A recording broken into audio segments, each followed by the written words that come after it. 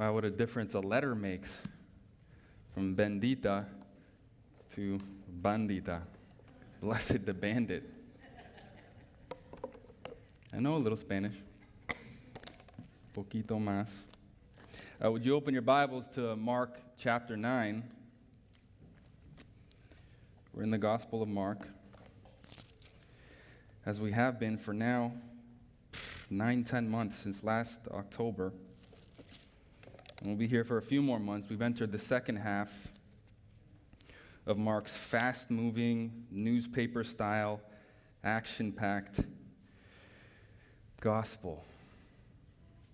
And we've come to what so far is the longest portion that we're going to have to tackle. Mark has a few long stories, a few long pericopes. We saw that in chapter 5 with the Gerasene demoniac. We saw that even afterwards when he healed Jairus' daughter and the woman with the 12-year bleeding. And now he heals a boy with an unclean spirit. Over 200 words, depending on which version you have in your hands. And in Mark chapter 9, we're looking at verses 14 to 29. And don't worry, though it is especially long, we won't keep you here after noon. I know everyone gets hungry for lunch, so it'll be more of a flyover.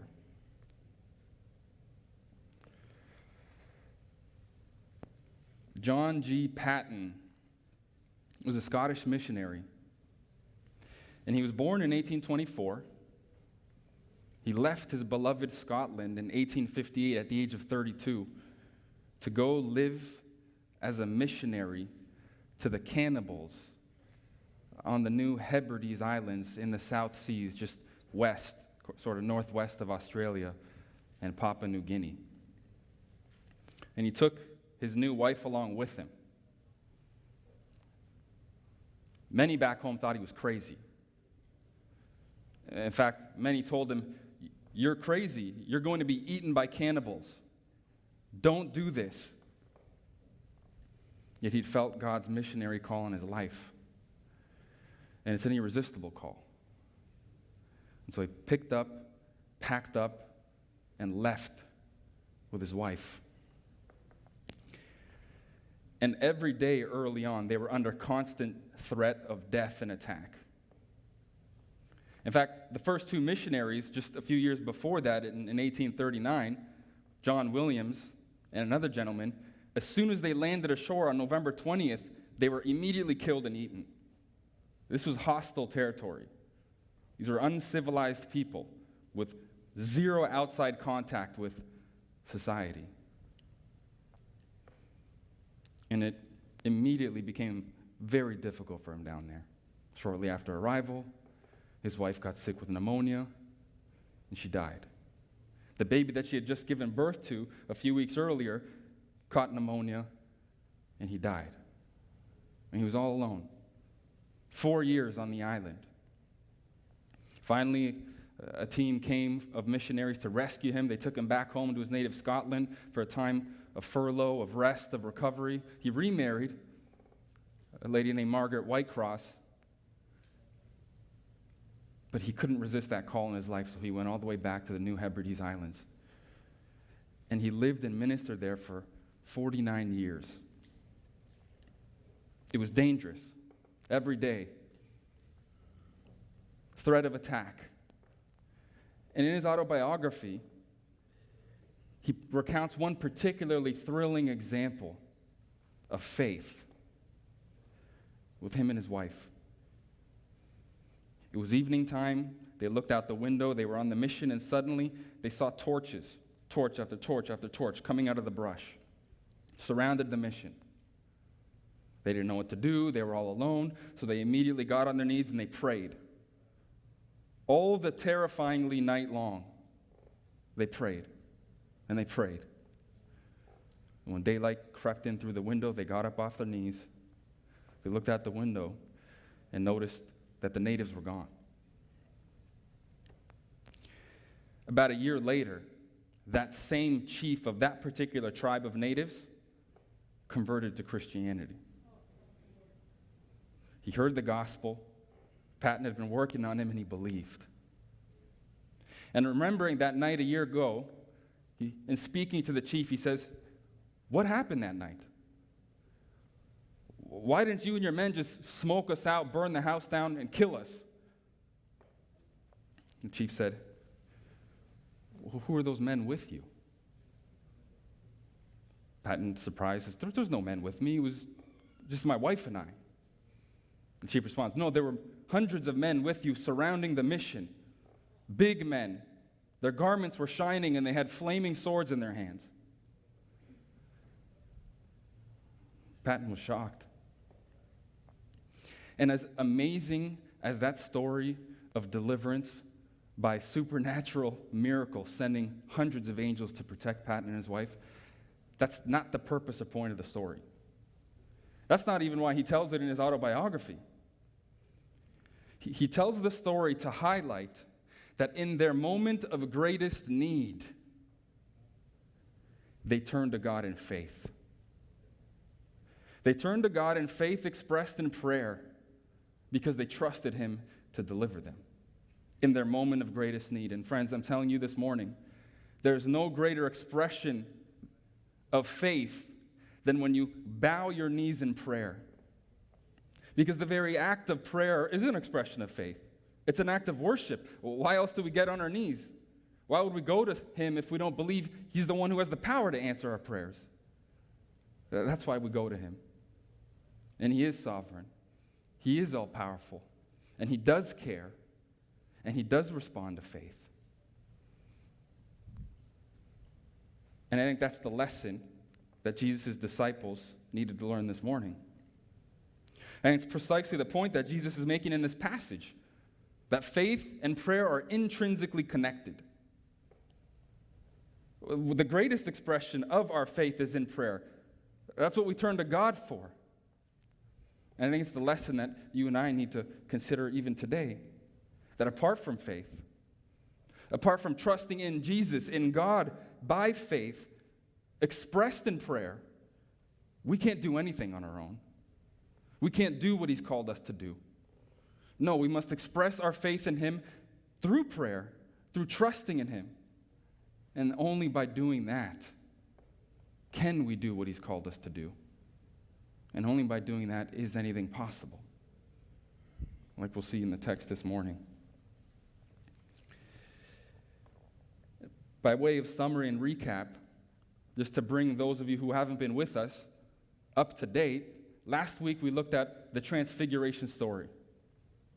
It was the glorious account on the Mount of Transfiguration, the summit and the climax of the revelation of Jesus. When on that mount, for a privileged three disciples, Peter, James, and John, He peels back the flesh and reveals His divine glory.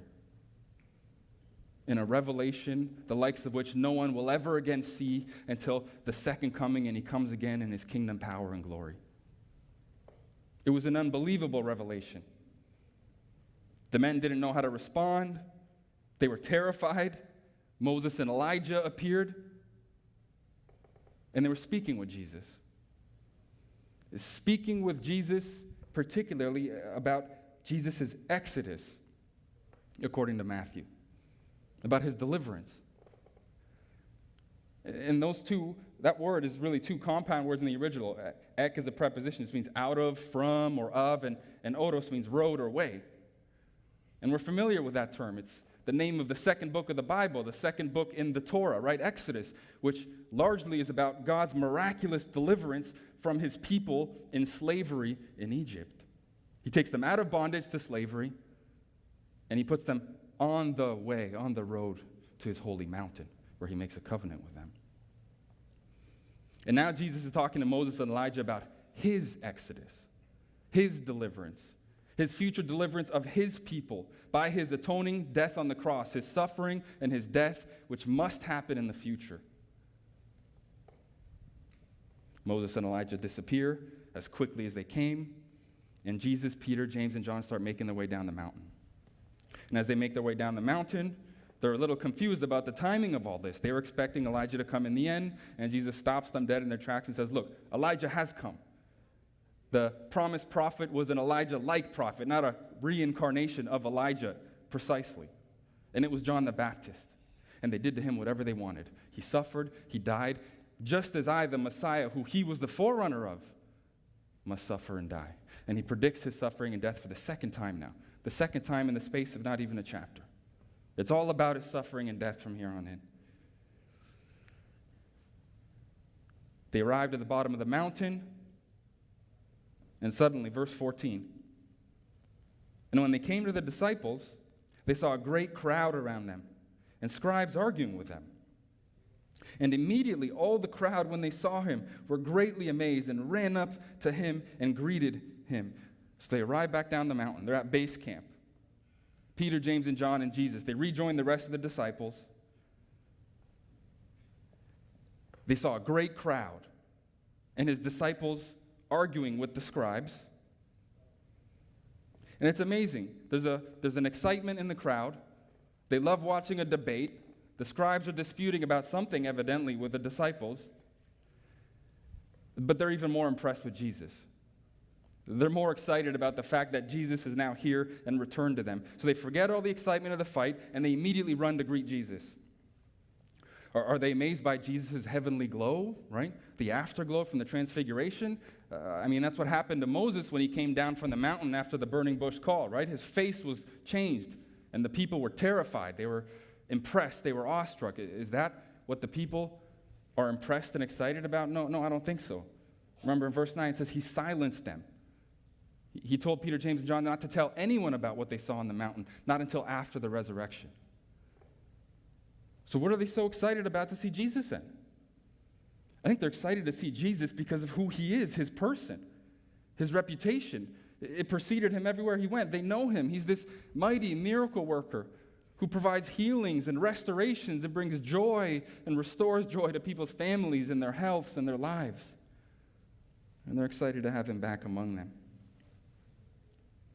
But Jesus is curious about this dispute, isn't he? Verse 16, and he asked them, what are you arguing about with them? And he has that authority, doesn't he? He has that commanding presence. As soon as he arrives, it's all about him. What are you guys arguing about? What's the problem here? What are you scribes arguing with my disciples about? Because if you have a bone with them, you have a bone with me. What they're doing, they learned from me. Or at least they should be. Verse 17. And someone from the crowd answered him, Teacher, I brought my son to you, for he has a spirit that makes him mute. And whenever it seizes him, it throws him down, and he foams and grinds his teeth and becomes rigid. So you have a father here whose son is being tormented by a demon, an unclean spirit. And Matthew, in his account, actually says the man came kneeling before Jesus, acknowledging who he is, kneeling and begging him, Lord, have mercy on my son. Have mercy on my son. He is possessed. I don't know what's going on with him. This demon throws and tosses him around, thrashes him on the ground. He convulses. He falls down. He foams out the mouth. He grinds his teeth. And every time it happens, I think he's about to die. Sounds a lot like epilepsy, doesn't it? They didn't have modern medicine terminology. And actually, Matthew, in his account, uses the word that's translated seizures. And it probably is, back then, a form of epilepsy. But all the gospel writers, Matthew, Mark, and Luke, the evangelists, they all emphasize the fact that this is demon possession. It's both. It's not either or, it's the demon. And the demons often manifested themselves in inflicting physical pain and torture and torment, suffering, symptoms on those that they had possessed. Right? We saw that in Matthew 12:22, the demon that caused the man blindness and muteness. We saw the lady who had a deformity for 18 years in Luke 13 that was caused by a demon. The Gerasene demoniac in chapter 5, he was mad. The demon drove him mad. And here, This demon is tormenting this poor boy, sending him into vicious convulsions, foaming at the mouth.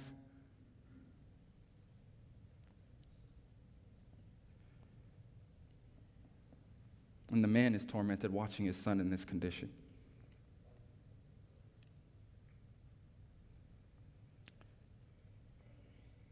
Look at the second half of verse 18b. The demon seizes him, throws him to the ground, and he foams and grinds his teeth and becomes rigid. This happens often. The man doesn't know what else to do. He says, "So I asked your disciples to cast it out, and they were not able." And I think therein lies the source of the argumentation between the scribes, right, the teachers of the law, the experts of the law, and Jesus' disciples. These were the men that were constantly dogging Jesus around in his ministry, constantly looking for reasons to discredit him, to defame him, to disqualify him as a teacher. And now they're doing the same with his disciples. And evidently they're succeeding in it because they failed to cast out this demon. You can imagine what they're saying now. We've caught you. You don't have any authority. If you had authority and you're truly sent by God, you'd be able to cast this demon out. But you can't. Which means you're all frauds, you're all phonies, you're false, just like your master, Jesus. In verse 19, and he, Jesus, answered them, "O faithless generation, how long am I to be with you? How long am I to bear with you? Bring him to me." You faithless people, how much longer do I need to be with you? How much longer can I bear you? Because my patience is running out. And in this statement, by the way, he's indicting everyone.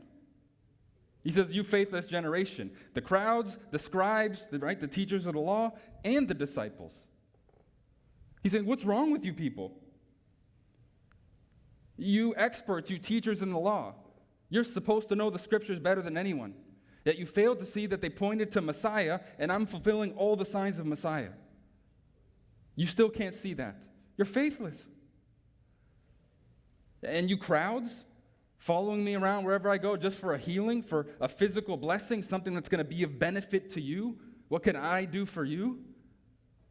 That's not real faith. You're faithless. And maybe worst of all, his disciples. These are the chosen 12. These are the hand-picked, the cream of the crop, the best of the best. I've delegated to you authority. Back in Mark chapter 6, I gave you authority over demons when I first sent you out. In verse 5, over demons. And you did many healings and cast out many demons in verse 13. What are you doing now? Why couldn't you cast this one out? You couldn't do it because you're faithless. Your faith is lacking. End of verse 19. Bring him to me, he says. Bring him to me.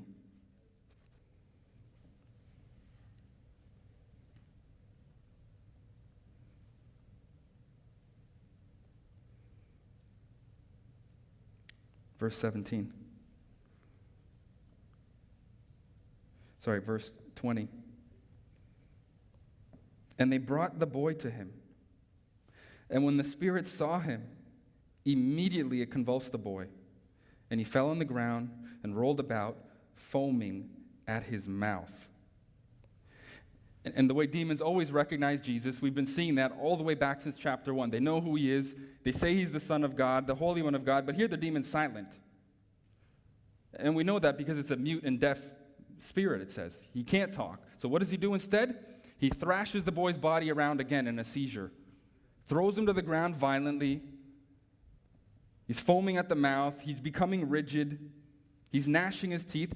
And now the symptoms that the father described earlier in verse 18, now the demon is illustrating them vividly, isn't he? Exactly what the man said is happening, the demon's doing. Imagine seeing your son in this kind of a condition. And I know some of you have, or similar.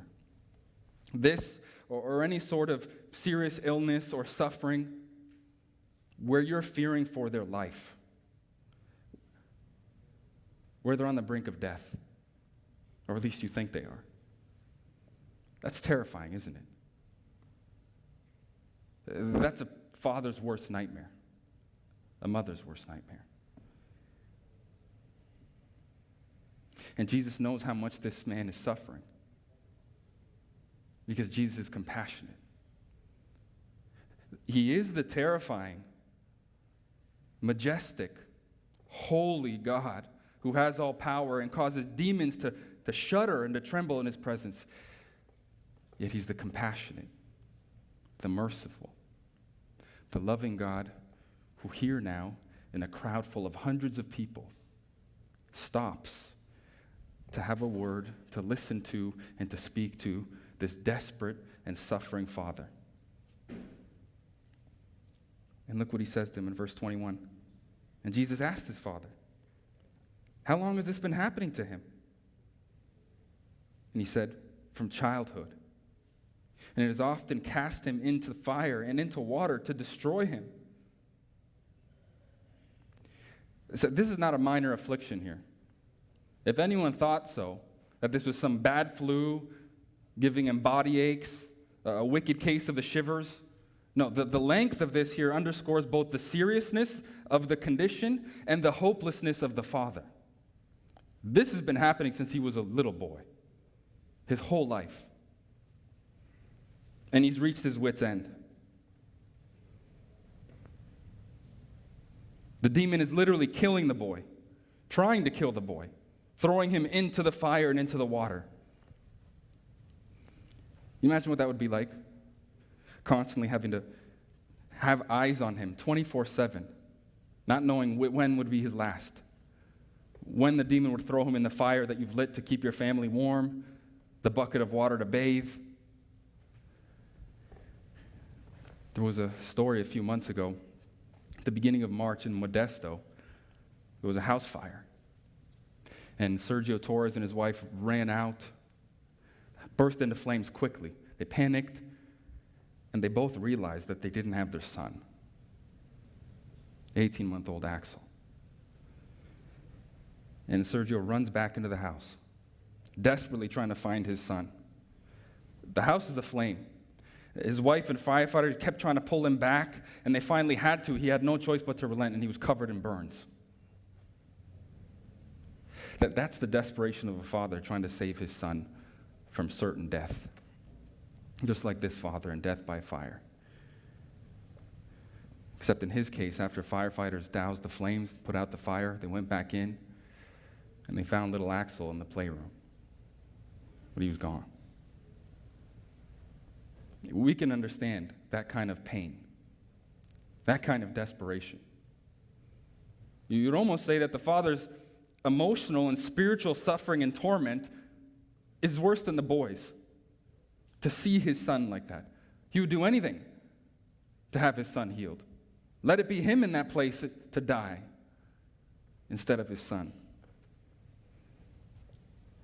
And Jesus cares. He has compassion. And he talks to him. He wants to hear him. He wants to let him talk about his suffering. 24/7, eyes on the boy, him and his wife, presumably, not knowing when would be his last. This is their life. Look at the rest of verse 22. But if you can do anything, says the father, have compassion on us. Help us. Jesus, we've tried everything. I've taken them to exorcists. I've taken him to doctors. They've given him potions after potion, after concoction, after concoction. All healers, and none of it has worked. When I saw your disciples, I got hopeful. I thought maybe, just maybe, with the authority you'd given them, that they could help me. But even they couldn't. Even they couldn't. But please, can you, Jesus, help us? Help me help my son. How does Jesus respond? Verse 23. And Jesus said to him, if you can, all things are possible for one who believes. If I can. It's not a matter of if I can. You're asking the wrong question here, sir.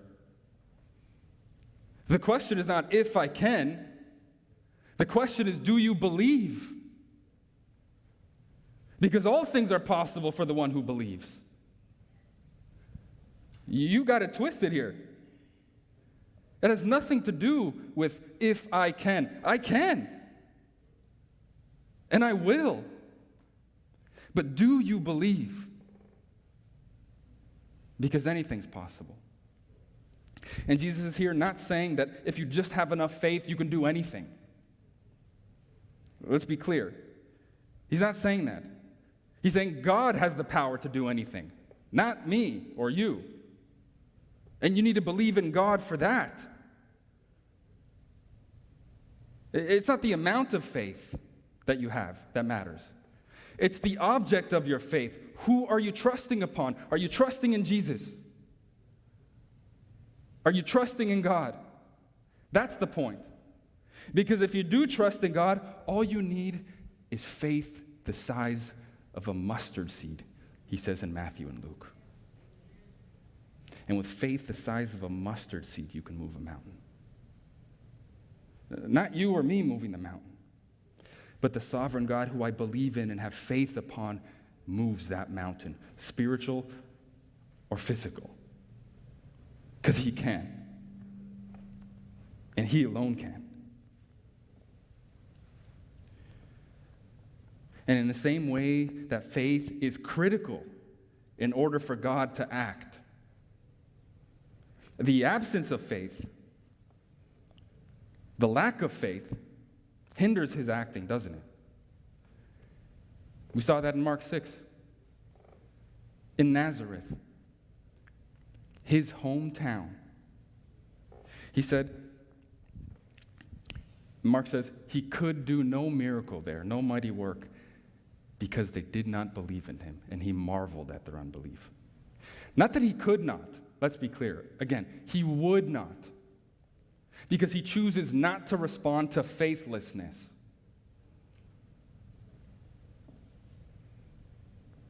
It's not that he's unwilling or unable. It's not divine unwillingness or divine inability. No, it's about human unbelief. He won't work with that. He can't work with that. That's why the writer of Hebrews says it is impossible to please God without faith. Everything starts with faith.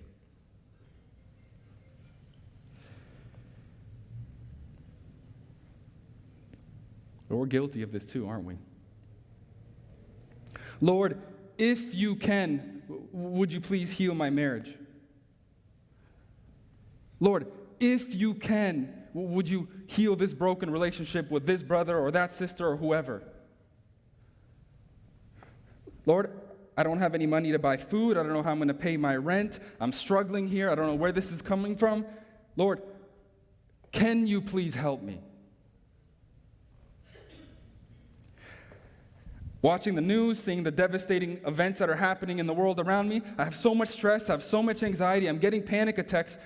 Lord, could you please help me? And that's how we speak, don't we? Can you? If you can. Could you, oh God?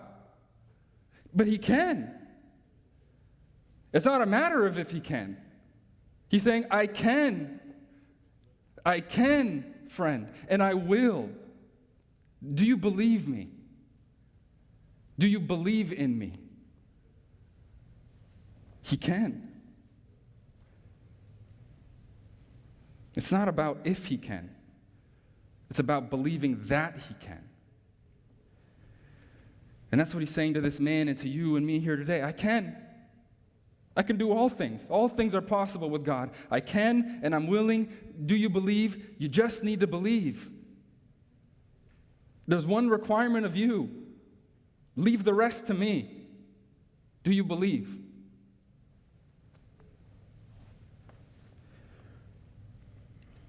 Verse 24.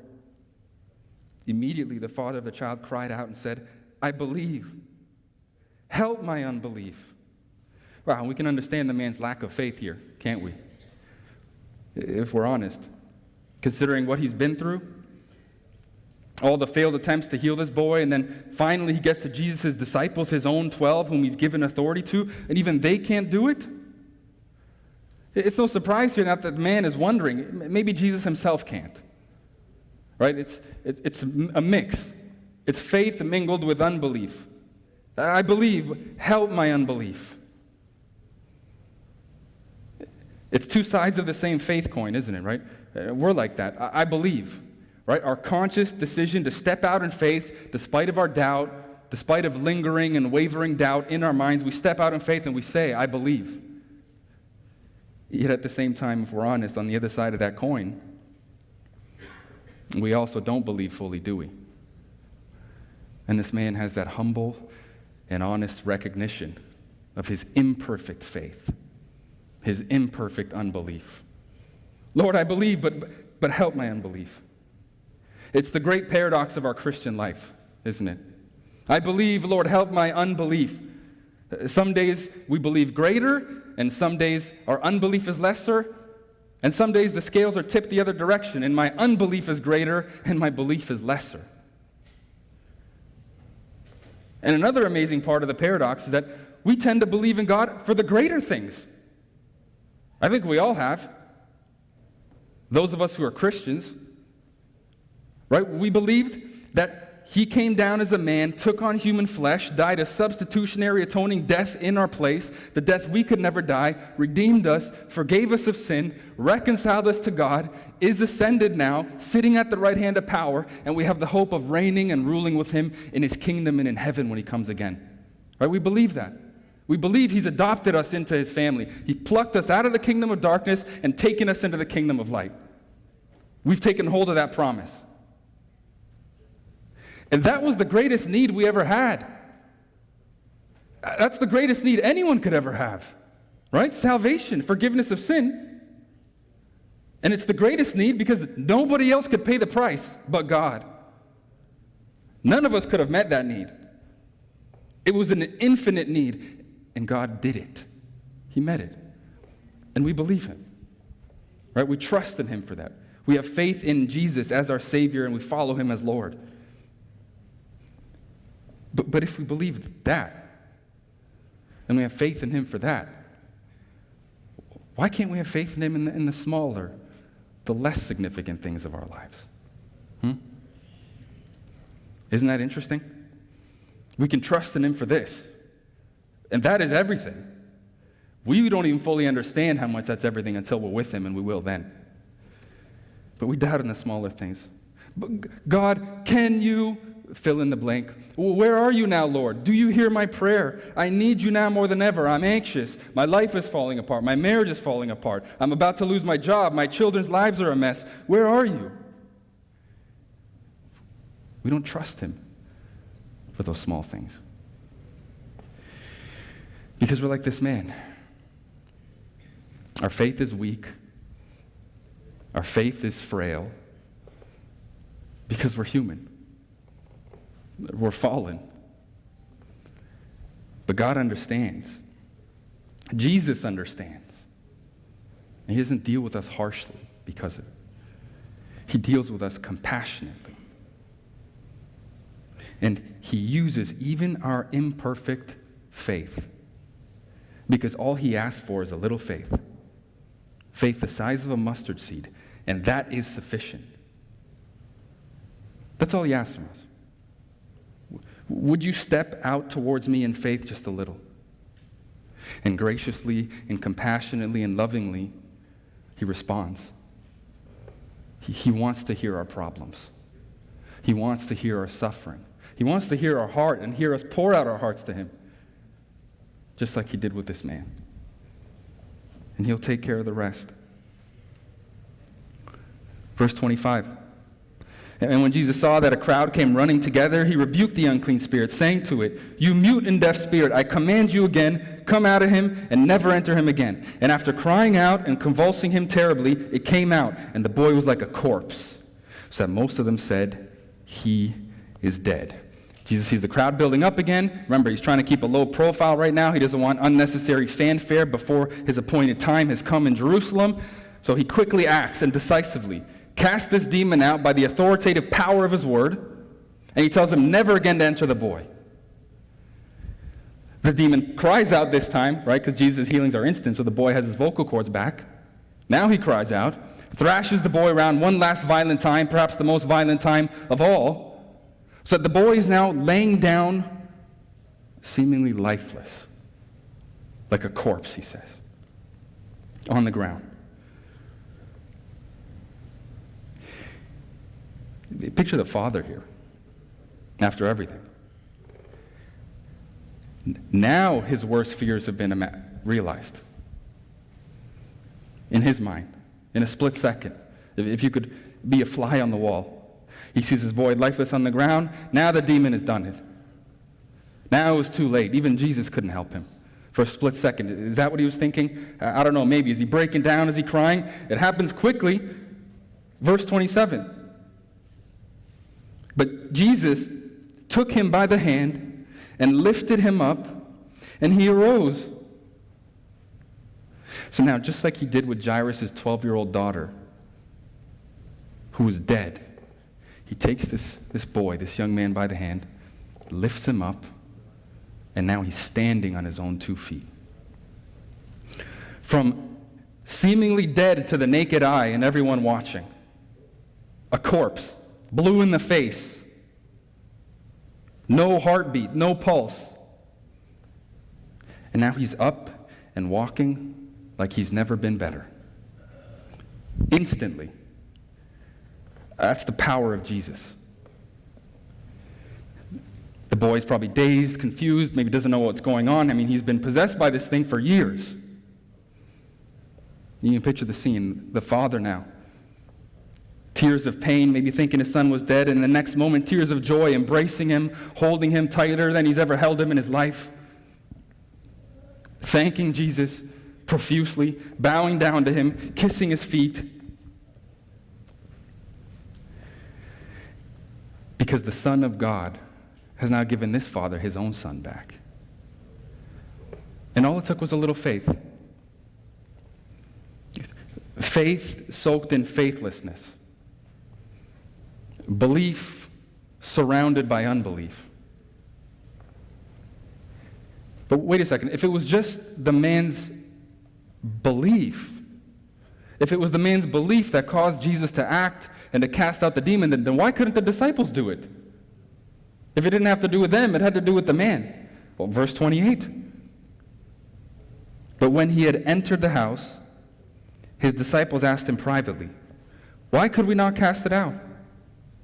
And Jesus said to them, "This kind cannot be driven out by anything but prayer." What do you mean this kind? Are there different kinds of demons here, Jesus? Some more powerful, some less powerful? Probably. But that's not the point here. Neither is he saying that there's a specific type, like this kind can only be driven out by prayer. Well, then what's he saying? I think he's saying that this kind of work, this kind of ministry, for me, and particularly supernatural ministry, is something that you cannot accomplish apart from me. He's saying, you don't have the authority to cast out demons on your own. I gave you that authority. And evidently you forgot about that. I think in Jesus' absence on the mountain, the 9 disciples got complacent. I think they started to rely on self. I think they had forgotten who the source and the power of their authority was. And when this opportunity to heal, to cast out this demon came up, they acted quickly, they tried to act decisively, without properly considering, even asking God for that authority and power to heal the boy. They were prayerless. I think Jesus here is saying, this is why you couldn't do it. Not because prayer itself is the recipe and the method for this kind of demon casting. No. The point is you forgot to pray. You forgot to pray. It's not the method that you had wrong. It's the fact that you forgot your dependence upon me. You can't do that. You're human beings. You tried casting out this demon on your own without God, and you failed.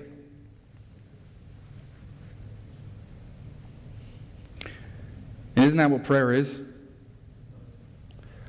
Prayer is communicating with God. We understand that. Right? He wants us to communicate all the things of our heart and mind to Him in prayer. But it's more than that. It's acknowledging your complete and total and utter dependence on God every time you bow your head before the Father. You're going to Him for all your needs. And if you're going to Him, it means you believe that He can provide and meet all these needs because He's God. And He can. He's saying, I can and I will. Do you believe? And at no point is our belief more greatly expressed than in prayer. That's what prayer is. Prayer is faith turned to God. Right? It's faith expressed directly towards God. That's what prayer is. And they needed to do that. And we need to do that. George Mueller, who I told you a story about some months ago, once said that faith doesn't operate in the realm of the possible. There is no glory for God in that which is humanly possible. Faith begins where man's power ends. And it's true, isn't it? It's true for salvation. The single most impossible thing for human beings to achieve. And there are a lot of things in this life that are impossible for us. But God did that. He accomplished that. In Jesus, on the cross, the perfect substitute. It was impossible for us. But He did it. And all we need to do is believe that God did that. All we need to do is believe that He is that. Savior. God. And there's a lot of other things in this life that are impossible to us, aren't there? Smaller things, albeit. But there's a lot of things for us that we cannot do. And we need to know that. We need to acknowledge that. That even for all those things that are impossible to us, they are possible with God. Because all things are possible with God. The only thing you and I need to do is to believe that all things are possible with God. To trust that all things are possible with God. Just a little. Just the size of a mustard seed. And God will take care of the rest. Would you bow with me in prayer?